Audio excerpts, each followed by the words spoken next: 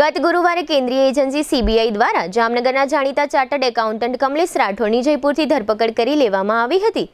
CBI પાસે એવી બાતમી હતી કે કમલેશ રાઠોડ સહિતના લોકો દ્વારા રાજસ્થાનમાં ઇન્કમટેક્સ વિભાગની એપેલેટ ટ્રિબ્યુનલમાં આર્થિક ગુનાઓ કરવામાં આવે છે અને તે માટે સંગઠિત રીતે ગેંગ બનાવવામાં આવી હતી, એટલે કે ઓર્ગેનાઇઝડ સિન્ડિકેટના માધ્યમથી આ આખો ભ્રષ્ટાચાર ચાલતો હતો।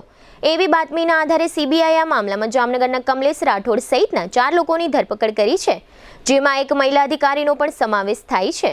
આ ઉપરાંત જામનગરમાં ગઈકાલે શુક્રવારે અન્ય એક કેન્દ્રીય એજન્સી ઈડીની પણ એન્ટ્રી થઈ હતી અને શહેરના જયંત સોસાયટી વિસ્તારમાં રહેતા જાણીતા બિલ્ડર જીતેન્દ્ર ગોરિયા ઉર્ફે લાલાના બંગલે ઈડીએ સર્ચ ઓપરેશન હાથ ધર્યું હતું। આ સર્ચ ઓપરેશન અંદાજે 22 કલાક ચાલ્યું હોવા છતાં આ પ્રકરણની કોઈ સત્તાવાર વિગતો ઈડી દ્વારા જાહેર કરવામાં આવી નથી। અત્રે નોંધનીય છે કે કેન્દ્રીય એજન્સીઓ સીબીઆઈ અને ઈડીના અધિકારીઓની ટીમો જામનગરના એક આરોપીની ધરપકડ કરી લે અને અન્ય એક પ્રકરણમાં બિલ્ડરના બંગલા પર કલાકો સુધી સર્ચ ઓપરેશન કરે, એવા સંજોગોમાં સ્વાભાવિક રીતે જ સમગ્ર શહેરમાં ભારે ચર્ચાઓ ચાલતી હોય છે અને લાખો લોકોને આવા હાઈ પ્રોફાઇલ પ્રકરણમાં વિગતો જાણવાની ઉત્કંઠા હોય છે। પરંતુ સીબીઆઈ અને ઈડીના અધિકારીઓને આ બંને પ્રકરણની કામગીરીઓ સંબંધે કોઈ સત્તાવાર વિગતો જાહેર કરી ન હોય લોકોને એક પ્રકારનું આશ્ચર્ય થઈ રહ્યું છે। ખરેખર તો આ પ્રકારની કેન્દ્રીય એજન્સીઓએ પોતાની કાયદેસરની કામગીરીઓની વિગતો સમાચારના અર્થમાં સ્થાનિક અને રાજ્યના મીડિયા સમક્ષ જાહેર કરવી જોઈએ, પરંતુ આશ્ચર્યની વાત એ છે કે જામનગરના આ બેમાંથી એકેય હાઈ પ્રોફાઇલ પ્રકરણની વિગતો આજે સતત બીજા દિવસે પણ સત્તાવાર રીતે જામનગર સહિત સમગ્ર ગુજરાતમાં ક્યાંય જાહેર થવા પામી ન હોય।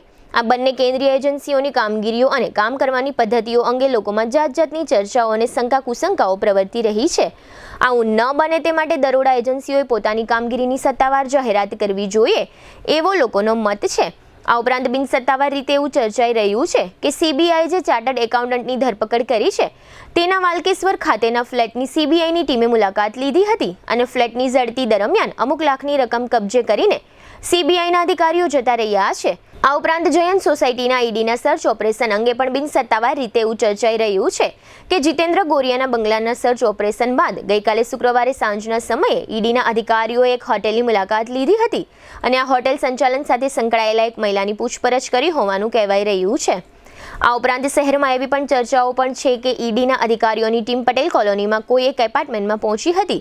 આ એપાર્ટમેન્ટમાં પણ એક વ્યક્તિની પૂછપરછ થઈ હોવાનું કહેવાઈ રહ્યું છે। આ સાથે એવી પણ વિગતો ચર્ચામાં છે કે ગઈકાલે શુક્રવારે વહેલી સવારે 5:01 વાગ્યે જીતેન્દ્ર ગોરિયાના બંગલે ઈડીની ટીમ પહોંચે એ પહેલા વહેલી સવારે 4:30 વાગ્યા આસપાસ જીતેન્દ્ર ગોરિયાએ આ બંગલામાં પ્રવેશ કર્યો હતો એવું સીસીટીવીના આધારે ઈડીની ટીમને જાણવા મળ્યું હોવાનું ચર્ચાઈ રહ્યું છે।